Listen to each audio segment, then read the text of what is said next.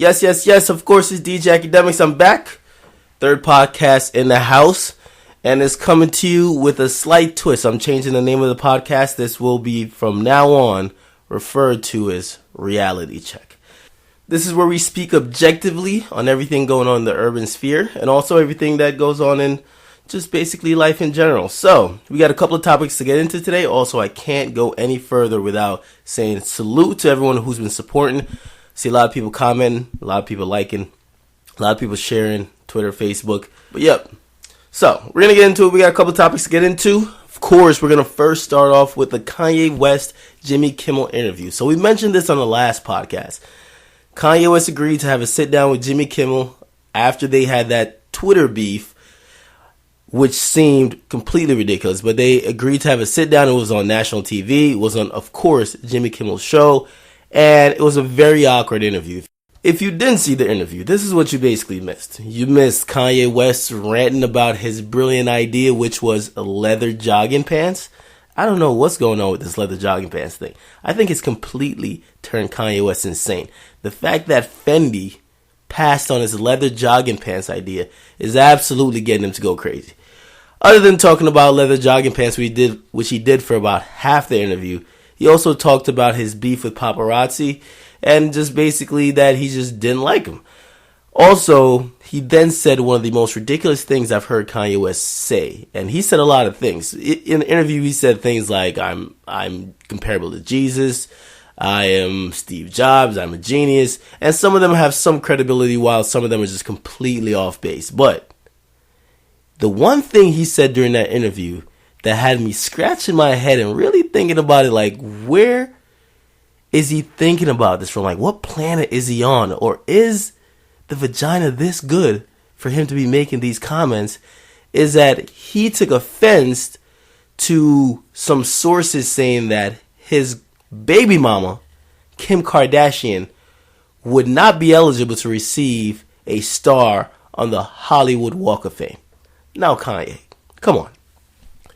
The Hollywood Walk of Fame, Kim Kardashian, obviously doesn't go hand in hand. I could understand if it was the Pornhub Hall of Fame, if it was the X Videos Hall of Fame, if it was the Bang Bros Hall of Fame, if it was the Onion Booty Hall of Fame, but the Hollywood Walk of Fame? She deserves a star? Kanye West, you need to cut the bullshit. I understand that's your wife, so you lack objectivity, but that's why I'm here to bring it to you. It's not gonna happen. We all saw her sex tape. I actually enjoyed it, but not for the reason why you think I might enjoy it. Of course, she gave a struggle performance. She just laid there. But to be honest, she's beautiful. I like watching a beautiful chick get penetrated. And of course, Ray J's entertaining. And he gave us narrative and also a lot of facial expressions while we endured through that snooze fest that was called the Ray J and Kim Kardashian sex tape. However, that doesn't warrant you to get a star on the Hollywood Walk of Fame. Yes, I understand. You have a reality show. You seem to be followed or stalked, or maybe you invite the paparazzi all around you. But that still doesn't qualify you to be on the Hollywood Walk of Fame. If you actually do want to be on the Hollywood Walk of Fame, get in a couple movies, get some serious roles, maybe on some TV shows, and I'll consider it. But if the only thing memorable, other than your reality show, which spawned from a sex tape, which your acting was even whack, your moaning was off, and it was just not believable. So, I can't give you any type of merit that you deserve anything on the Hollywood Walk of Fame. Next up, Kanye West. Later, which this came out about yesterday or the day before, video leaks of him actually having a conversation with the paparazzi. So last week, another video actually leaked where Kanye West isn't ranting at the paparazzi. He's not running at them. He's not trying to swing at them or grab their camera, trying to break it, or doing some type of weak MMA move, trying to wrestle him to the ground. But he was actually in Paris and he actually had a conversation with the paparazzi. He said, hey, I respect you guys respect me, and I like that. He gave the guy a handshake and he stood there awkwardly while he waited to get into some building. However, almost a week from that incident, and I believe this was in the USA, there's another video that popped up. And of course, it's on latenightcreep.com if you care to watch. But it was Kanye West at a gas station. And he's, of course, in his nice Lamborghini or whatever. He gets out. I guess he goes into the little store. He buys something or buys gas, whatever it is. And it's actually relieving to see Kanye West. He's somewhat grounded where he's actually pumping his own gas. But in addition to that, he actually had a conversation with the paparazzi and actually acknowledged them rather than just shouting whatever he used to shout at them or be like, just don't talk to me. And he explained his recent actions. But it looks like he's finally grounded. So he explained that, hey, when that thing happened at LAX, where he wrestled the camera from this guy, he said he found out his grandfather was actually not going to make it and that he was going to pass away soon. So he was at an emotional high, and maybe other things contributed to it, but that's why he just attacked the paparazzi. And he said the guy's also faking, which we all could probably get that assumption. But I think recently, and I think it started with that Jimmy Kimmel interview, that Kanye West either finally searched his name on YouTube or finally went on TMZ to see him acting out with those paparazzi guys, or finally just listened to Jay-Z when Jay-Z said the paparazzi is nothing. Or he finally saw that Rick Ross video, and this video is the exact definition of how you should handle the paparazzi. Go on latenightcreep.com, look up Rick Ross and the paparazzi, and he actually uses the paparazzi how you should use them. He had an album to promote. It was the MMG Self-Made 3 or whatever it is that was coming out, and he used the paparazzi to promote that. He basically just turned it into, instead of TMZ, was MMZ. He was making all types of jokes. He made another video from his camera crew. So he used TMZ and he used the paparazzi to his advantage, which is exactly how you should use it. It's no need to walk around like Kanye West, having your head in the dirt and just being upset about everything and upset that these people are there. They're going to be there, Kanye. That's what you're doing. You're a celebrity. They're going to be around. So maybe he's finally getting used to it, but he had a conversation with them, and it was a civil conversation. He wasn't mean. They showed him respect. He showed them respect. I'm not sure if that wasn't the case before, because in the previous cases, it didn't look like the other people were doing anything to him other than just talking to him, and he was just mad. But yeah, other news. We have The Game has recently announced that he has signed to YMCMB. I'm going to assume it's not Young Money, Cash Money, and I'm going to assume it's just a straight up partnership with Cash Money, because I can't see The Game under the YMCMB imprint being like a little twist or something like that. Of course not. He's a rapper I think he's about 33. He should be about 33 years old now, 33 or 32. And I can't imagine him trying to fit in Young Money. It's like Bow Wow. Bow Wow, you don't fit in Young Money. However, this might be a horrible career move. He tweeted out, hey, we're about to close the door on these niggas. And I actually had to tweet him back and I said, listen, man, you might have just closed the door on your career. If you look at the amount of people on YMCMB and the amount of albums that has come out, there's a huge distinction or huge disparity of the amount of people that's on the actual label and who actually puts out album. So you have Drake, Nicki, of course Lil Wayne, and even Tyga. They're putting out albums pretty regularly, once every 2 years or so, right? But then you have people that have never put out an album. I think they have like Limp Bizkit signed to YMCMB. They have Lil Twist, Lil Chucky. They got some guys I can't even pronounce their names. They got weed carriers that are just signed to the label. They'll never put out an album. Also, Bow Wow signed to YMCMB. And look what Bow Wow had to do. I think he finally got tired of being shelved in the studio. And he finally went to a BET hosting audition. And now he's the host of 106 & Park. The Game might have to do the same thing. He has his reality show popping right now. But you never know. Sign to YMCMB. And if your name's not Drake, Nicki, Tyga, or Wayne, you might as well go co-host 106 & Park with your homie Bow Wow. So we'll see how that goes. I don't think that's going to be too successful for The Game. And also, I don't see where they fit. He was claiming Rich Gang. It looks like the game is a classic chameleon in hip hop. He fits in anywhere, or he could fit in anywhere. If you notice on the songs, he'll use anybody's flow that's on his songs. If he's rapping with Nas, he sounds like Nas. He had a song on his last album with Future, and he sounded like Future. So it's like the game knows how to fit in everywhere by just imitating or mimicking whoever is around. So we'll see how that YMCMB venture works out. Actually, I love the game. That's one of my favorite artists. Jesus Piece was hot. Let's see if he starts making some of those DJ Khaled compilation albums, just like a lot of people that's in the YMCMB camp tend to make. But we'll see how that goes. Also, what happened to Black Wall Street?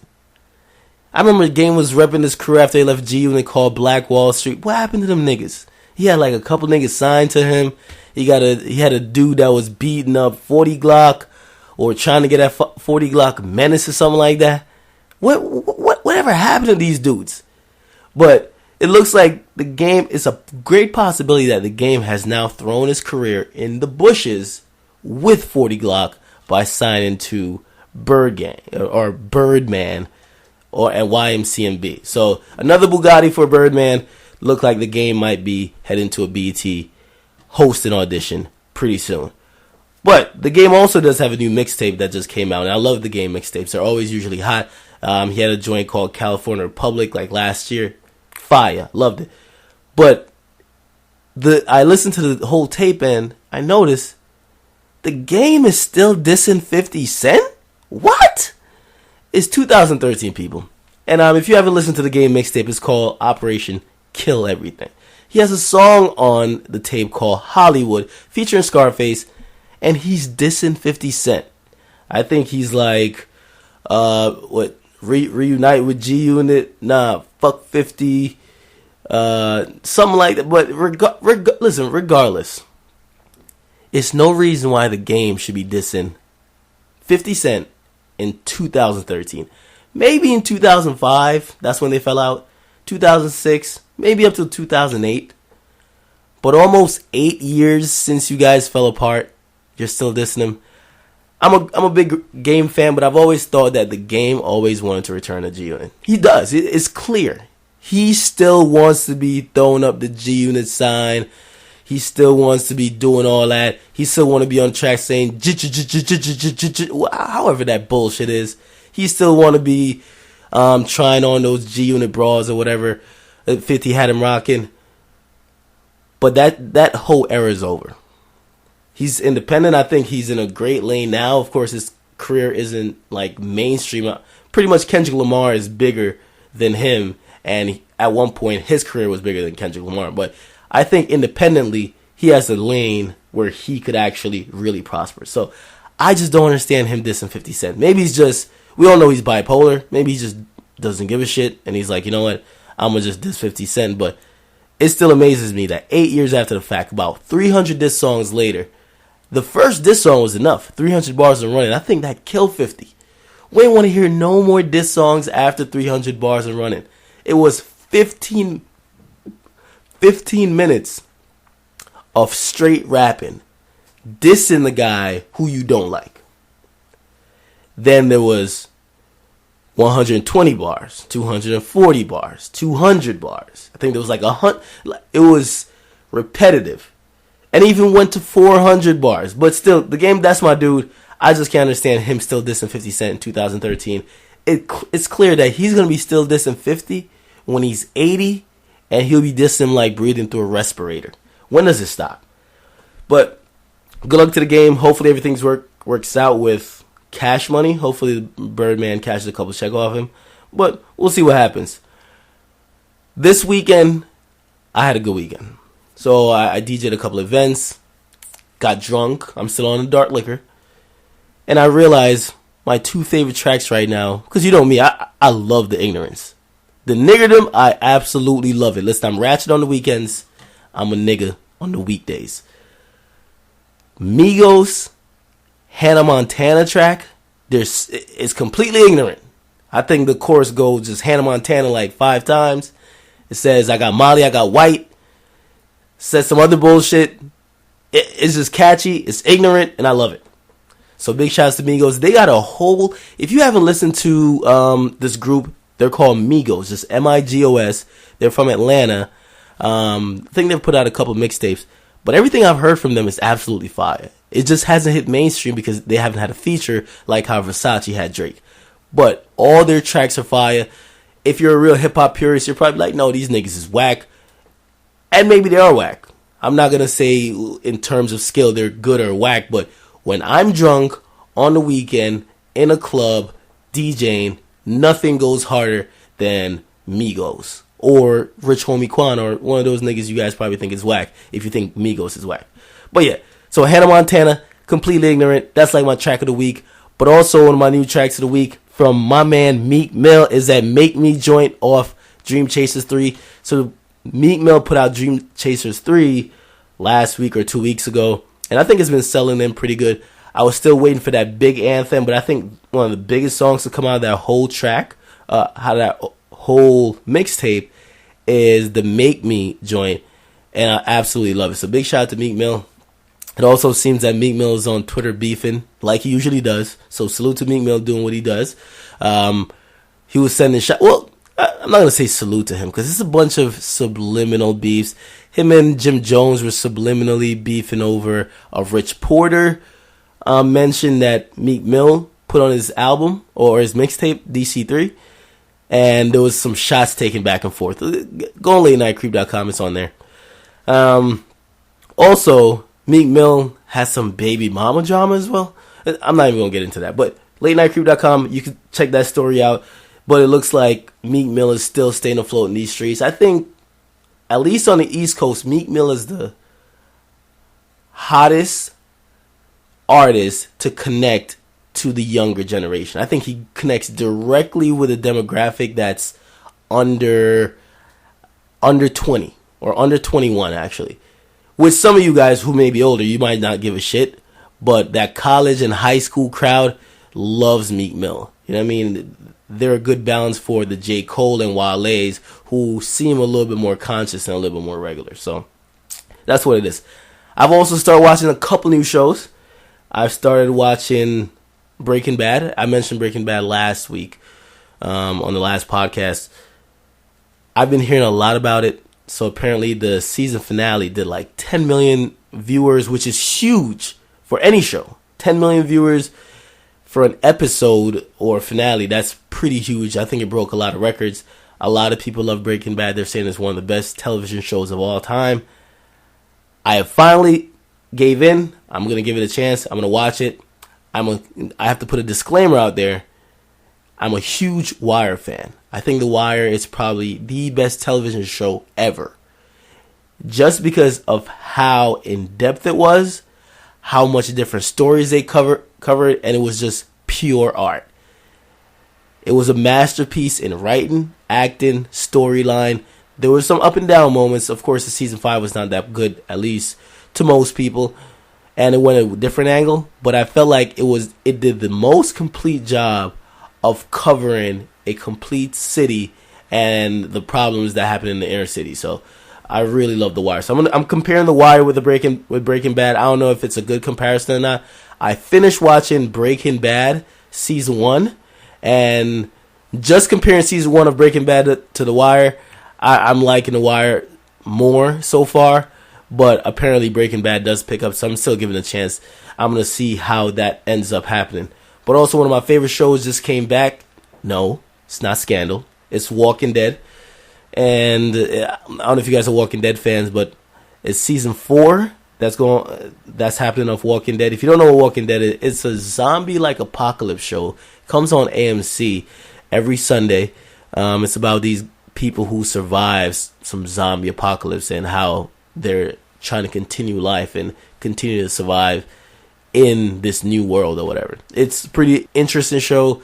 I've enjoyed it thus far. Season 4 started off a little bit slow, or maybe I'm just too used to, or I have higher expectations since I'm trying to compare it with Breaking Bad. I'm trying to compare it with The Wire. I just finished also watching The Shield, so I'm trying to compare it with that. So we're going to see how these shows pan out for me. But yeah, still in hip-hop though. I have to address this. So, a lot of people have been getting at me on Twitter. Apparently, Struggle T, he's going to have a decent first week. If you don't know who Struggle T is, he's also known by his other alias, or his more popular alias, Pusha T, but I refer to him as Struggle T, because, as I said before, I just don't like him. And I know a lot of people find offense to that. I just don't care. I don't think his music's horrible. I don't think he's making struggle music like some other rappers, but I just don't like him. There's something about this nigga I just don't like. And I'll continually say that, and I don't care what you guys say about it.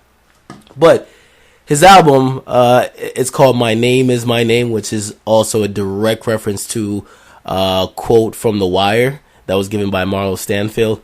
And The Wire fans know what I'm talking about.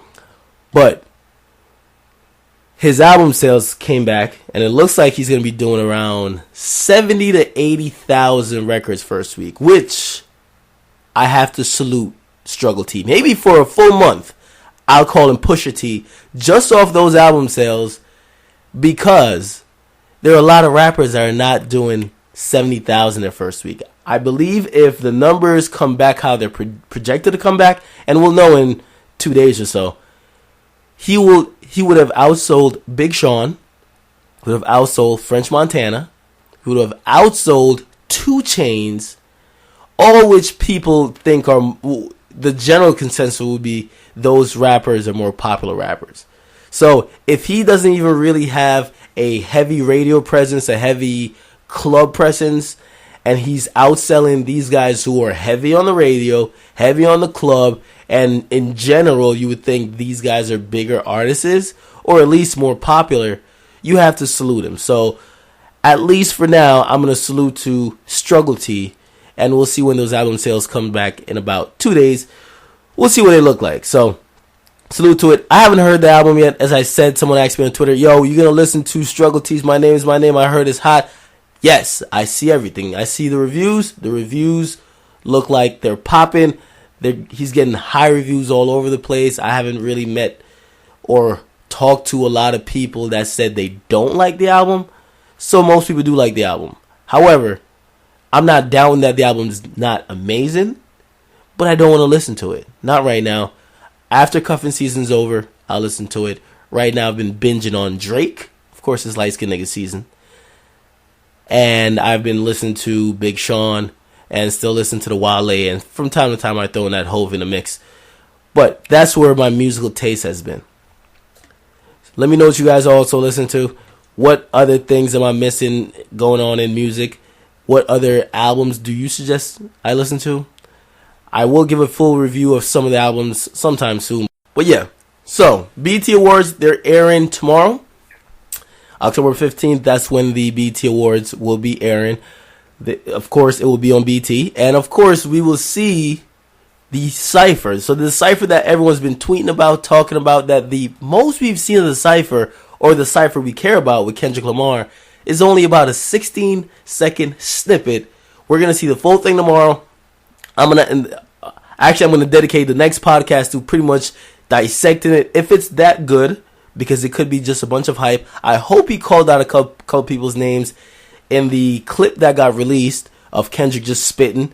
It seems that he was talking to Drake. On the last podcast, I said he was talking to Drake. It doesn't appear he was talking to Drake, or it appears he was talking to Drake, but also Papoose. He mentioned something about he's bulletproof, or something about a bulletproof, and it referred back to Papoose, who in his diss to Kendrick, he said like, nigga, you're not bulletproof, or whatever that case is. But there were a couple of references in the clip we saw that was clearly aimed at Papoose. But of course, it starts off by saying nothing was the same, which is clearly aimed at the light-skinned Key Sweat Jersey Drake. So we're going to see how that goes. It's going to be airing tomorrow. I'm sure Twitter will be all over it. Definitely follow me on that Twitter at YMCMB. And I will be tweeting during the BET Awards. And of course, it's hosted by Snoop Dogg, or Snoop Lion, whatever he goes by nowadays. I'm surprised he hasn't dropped the Snoop Lion act. Just get back to Snoop Dogg, my dude. You're not Snoop Lion. it's clear. I'm Jamaican. I was Jamaican born, and it's clear some people are not accepting you into the culture. It's clear that when you do try to speak some mixed Creole or mixed patois, you don't sound right, and it doesn't sound too authentic. Your heart might be right in the right place where you're trying to help the culture, but the culture still doesn't feel like you're doing it authentically, and you're not doing it good. Pretty much, like you're not making good reggae music if you're trying to make reggae. But we'll see how that goes. He'll be hosting the BT Hip Hop Awards. There was no fights, at least reportedly. And also, watch, somehow Kevin Hart will sneak his way in there, because it seems that Kevin Hart is a go-to host for every award show.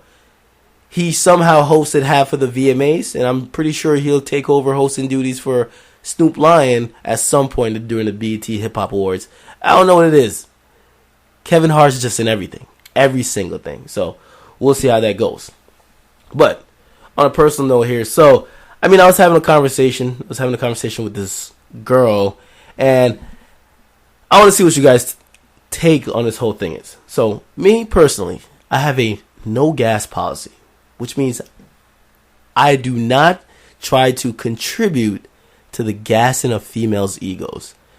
So I'm not going to tell you a bunch of shit just to make you feel good about yourself, make you think you're hotter than you are, or just make you feel like you're the shit.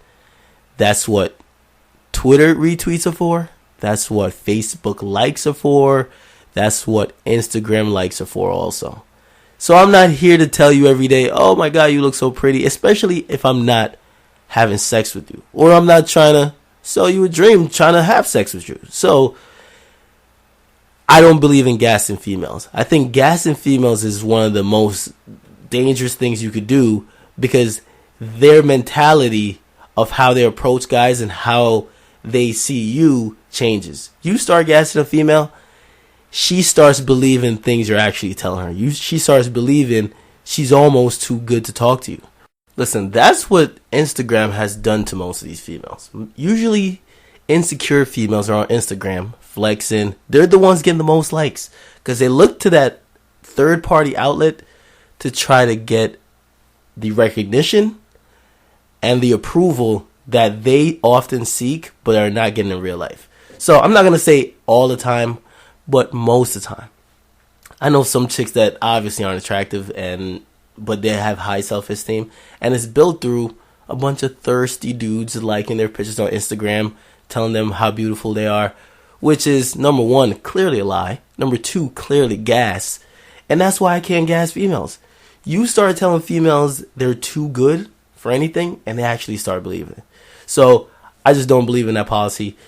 I'm not that type of dude that's going to be complimenting someone all the time. And I think it's 2013. I believe in a full equality between genders, which leads me to my next point. So me and my homie was having this conversation with this girl, and she's like, yo, yeah, I just went out to the bars, and some dudes were buying me drinks, and they were really just buying me drinks because they enjoyed my company. And I was like, you don't believe that, right? I was asking her, I was like, there's no way you possibly believe that. She was like, no, of course, they were just buying me drinks because they enjoyed my company and they enjoyed having a conversation with me. And I'm like, but they enjoyed having a conversation with you, so they bought you a drink because they're trying to turn that conversation into sex. Or really what they're doing is they're making a down payment on the vagina. It's an installment plan they've put on the vagina once they've started buying you drinks. And all men see it this way, even if they don't tell you. You do know this, right? She's like, no, absolutely not. Usually the guys that I meet, they just want to talk to me. And I'm like, how delusional could you be? Women, there's no guys that exist out here that really just want to talk to you without trying to have sex. The whole point of interacting with you, especially at the club, at the bars, wherever where there's alcohol involved, is trying to have sex with you. Period. Every guy knows this. Women, you should know also. A guy buys you a drink, that's a down payment on having sex with you that night. Or if not that night, in the future. Usually, everyone's thinking that night, though. But if it doesn't happen that night, in the future. Me, personally, I don't buy people drinks. The reason I don't buy drinks is because I have a 95-5 rule, which means I don't usually put myself out there to get at a female unless I'm about 95% sure she's really into me or I will penetrate this chick. So I'm not going to just be out there thirsty if I'm thinking it's like a 10% chance. I'm not one of those type of guys. So if I buy you a drink, it's probably definitely that we're going to have sex that night or soon. I'm not going to buy a complete stranger a drink because I don't know what your story is. I don't know what your background is. That's not my thing. So listen, call me cheap, call me stingy. Listen, I'm going to keep this money in my pocket. I'm going to keep drinking at the bar by myself. I'm going to get drunk. I'm going to wait till some other fool gets you drunk. Then I'm going to holler at you. And then if you're down with it, you're down with it. If not, okay, cool. But pretty much that's how it is. I'm not buying females drinks out here. Because clearly they don't get what that means. A female should know I buy you a drink. You should give me some box at the end of the night. If I don't get some box, I'm tight. So what do you guys think about that? This pretty much concludes the third podcast. And as I said, it's renamed to Reality Check. And of course, we're checking everybody. We're checking celebrities. We're checking all type of news that's happened. We're checking even females. We'll check niggas too. If you guys have any topics that you do want to discuss in the next podcast, let me know. Also, make sure you guys follow me on all social media. Search me, DJ Akademiks, on Facebook. At YMCMB on Instagram, Twitter. I'm somewhere on Tumblr. Tumblr still popping? Yeah, I guess, right? Not on MySpace. I think I might have. Listen, if you're still using MySpace, kill yourself. That was about like 2004. That's when like 50 Cent was popping. When MySpace was going on, niggas had their top 8s. That's when like the Fave 5 shit came on afterwards. When people get mad like, yo, who's in my top 8? Who's before who? This and third. But yeah, off that bullshit. Anyways, thank you guys for tuning in. Appreciate all the support. I'm going to keep doing this. It's definitely therapeutic just for me to vent. I didn't discuss Rock the Bells, but I was supposed to be at Rock the Bells like 2 weeks ago. Just giving you guys a little inside information. Late Night Creep and myself was supposed to be at Rock the Bells 2 weeks ago. It was canceled, so we didn't get to get a bunch of exclusive content for you guys. We will be at a couple more events soon. And also, I got a couple interviews lined up. If you guys have any ideas of who you'd like me to interview, drop a comment. Let me know. I have a hip-hop artist that's coming up that I've interviewed. It seems everyone loves that interview I've done with Charlamagne. Or mixed responses. I've seen a lot of hates. A lot of people like it. So maybe I start re-airing some of those interviews at the end of these podcasts. But we'll see. We'll get into it. Of course, it's DJ Akademiks. It's been Reality Check. And make sure you guys tune in next time.